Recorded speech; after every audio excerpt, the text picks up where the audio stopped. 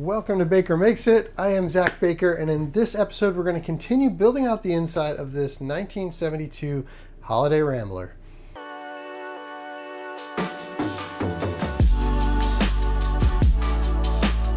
In the past videos we've been working on the kitchen cabinets like you see behind me here, the dinette cabinet up front here, and building out the bathroom walls. Now we've got a few smaller cabinets that we need to build out. For one, back here behind the kitchen cabinets is a little bench area. That's an area to cover up the wheel well. It also is going to have plumbing and electrical. It's how it gets from the back to the kitchen cabinet and up to this front area.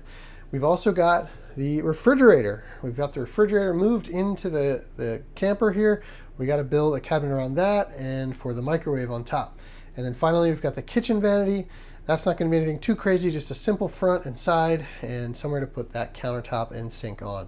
So that's the goal for this video. We're going to get all three of those cabinets built, and then we'll be able to get into plumbing and electrical in future videos. If you haven't been following along in this series, check out this recap video to see everything we've done to get us up until this point. It's taken almost 5 years to get us here, but we're going camping in this thing on July 4th, so we've got a lot of work to do here in a very short period of time.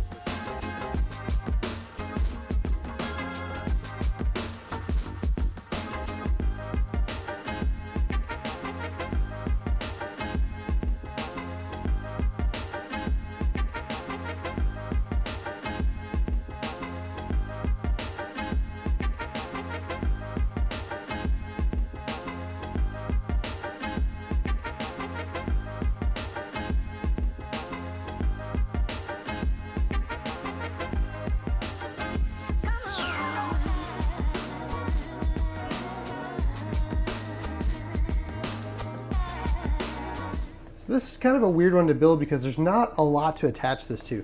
There's really no studs or framing in the wall here except for a very thin aluminum strip that runs right on top of the wheel well. This horizontal framing that's here is going to be higher than the bench. So this is going to have to be kind of freestanding, and it is going to bear a little bit of weight on the wheel well. We will attach to this strip, but basically what we're going to do is we're going to make 4 sections or 4 frames that go across this. We're going to start with some plywood squares here, or rectangles, and these will get notched around the wheel well. These are going to be the same height as the bed frame behind me. And so we're going to do each one individually, notch it and scribe it to the wall to make sure it's a good fit. And then we'll start assembling these by running pieces in between them. Finally, we'll put a front and then we'll put a top that has a hinge on it so we can open this up for storage.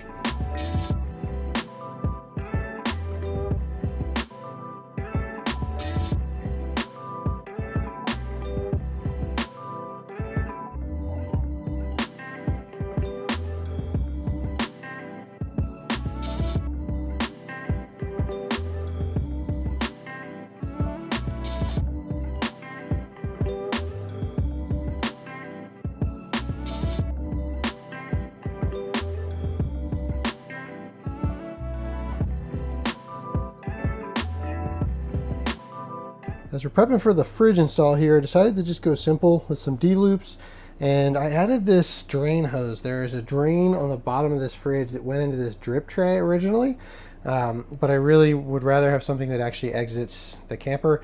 That's if something spills in the fridge, that's where it goes. It's probably unnecessary, but I had this piece of tubing laying around. It just pokes through the floor, and I left enough on here that I can get the fridge out and be able to reach it as needed. So now we're ready to start building this cabinet. I lied, one more thing. We got to put an outlet somewhere up around here that's going to be able to reach the fridge and the microwave.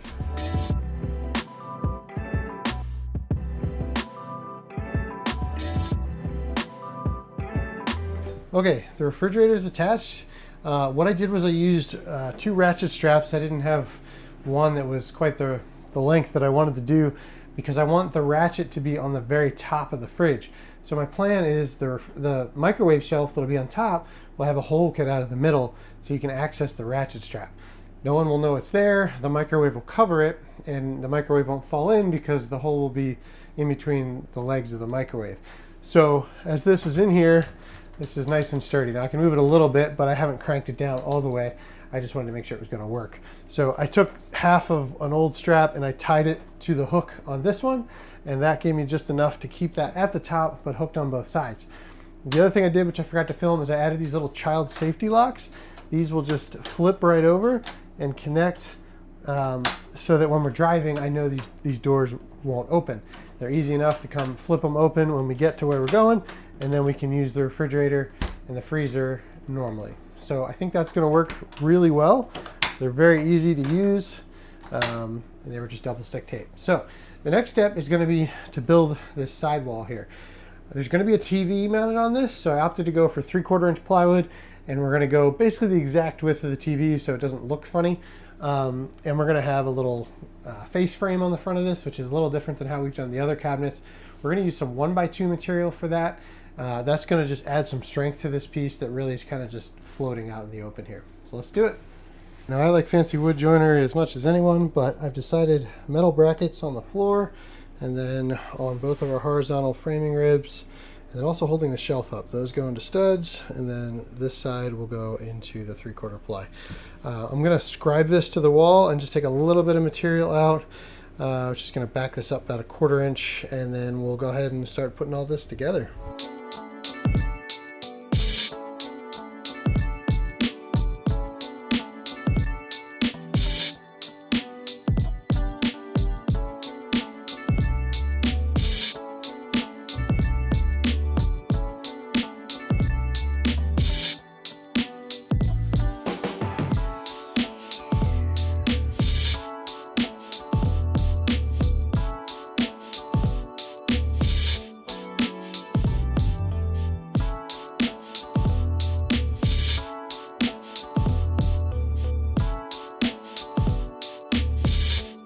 Okay, I think that's about as far as we're going to take this cabinet for right now, other than the television. We're going to go ahead and get that up and get an outlet in for that.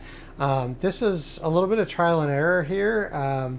This top shelf is going to be a spot for the original 8-track player, and that's all I'm going to say for now. I'm going to do a separate video.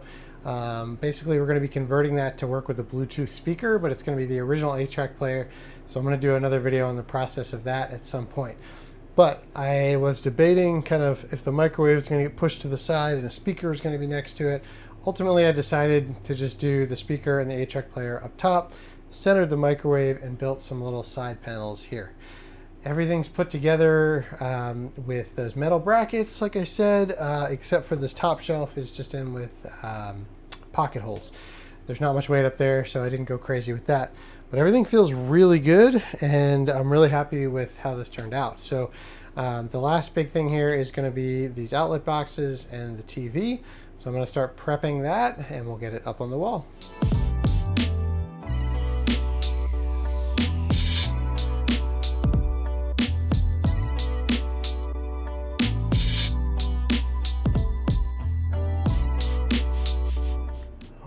Check it out. This thing's in. TV's feeling great. We through bolted that into the 3/4 ply with some big fender washers on the back, so that's rock solid, and it just perfectly cleared with the cabinet here. We have just a tiny little bit of clearance there. We'll deal with the 8-track player later, but microwave's good. I ended up building these little side panels just to fill that in a little bit, and we'll bolt down the fridge after we do some wiring behind it. Next up, on to the bathroom.